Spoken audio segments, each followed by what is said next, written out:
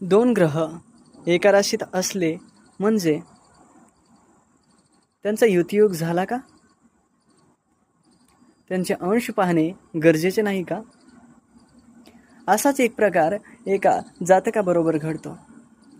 त्या जातकाबरोबर असं होतं की त्याच्या जन्मलग्न कुंडलीमध्ये लग्नस्थानी शनी आणि मंगळ हे एका राशीत आहेत, परंतु दोघांमध्ये 15 अंशापेक्षा जास्त अंतर आहे. तरी देखील त्या जातकाला अर्कविवाह करण्याचा सल्ला दिला जातो. तो मंगळ कोणत्या राशीत आहे, तो शनी कोणत्या राशीत आहे, दोघांची ती नीच राशी आहे, शत्रू राशी आहे की मित्र राशी आहे, या गोष्टींकडे लक्ष दिलं जात नाही. मग डायरेक्टली त्यांना सांगण्यात येतं की अर्कविवाह करा आणि अर्कविवाह केला की तुमच्या समस्या कमी होतील. मग त्या जातकाच्या पत्रिकेत इतरत्र गोष्टी पाहिल्या जात नाहीत. त्या जातकाची नवमांश कुंडली, त्या जातकाच्या लग्न कुंडलीतील बाकीची स्थिती पाहिलीच जात नाही. त्या जातकाला विवाहासंबंधित अडचणी येत असतील तर त्याचा विवाह कोणत्या वर्षी व्हायला हवा होता, त्याचा विवाह पुढील किती कालावधीमध्ये होईल, या गोष्टींचा अंदाज न लावता त्याला डायरेक्टली अर्कविवाह करण्याचे उपाय दिले जातात. हे कितपत योग्य आहे?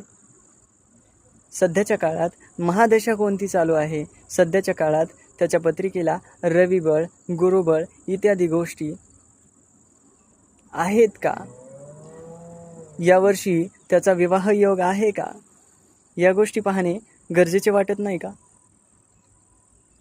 आपल्या ज्योतिषशास्त्राला बदनाम करण्याचा हा एक अर्धशिक्षित लोकांकडून केला जाणारा प्रयत्न आहे. हा प्रयत्न ज्योतिषांनी सक्सेस होऊ देऊ नये. जर हा प्रयत्न सक्सेस होत गेला तर ज्योतिषशास्त्राला भोंदू म्हणणारे लोक जास्त उद्भवतील. कारण ज्योतिषशास्त्राला पहिल्यापासून चुकीचं दाखवण्याचा प्रयत्न समाजामध्ये केला जातो. ज्योतिषशास्त्र विज्ञानाबरोबर चालणारे शास्त्र आहे. ज्या गोष्टींचा शोध आत्तापर्यंत विज्ञानाने सुद्धा लावलेला नाही, त्या गोष्टींचा शोध आपल्या ज्योतिषशास्त्राने खूप आधी लावलेला आहे. वराहमिरांनी लावलेला ग्रहांचा सिद्धांत, आर्यभट्टांनी लावलेला ग्रहांचा आणि त्यांच्या तत्वांचा सिद्धांत, हे पृथ्वीवरील सर्वात जुने सिद्धांत आहेत, ज्याचा शोध आत्तापर्यंत शास्त्रज्ञसुद्धा लावू शकलेले नाहीत.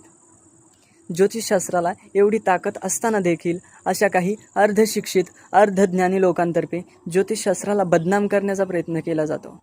तो प्रयत्न सक्सेस होऊ देऊ नका.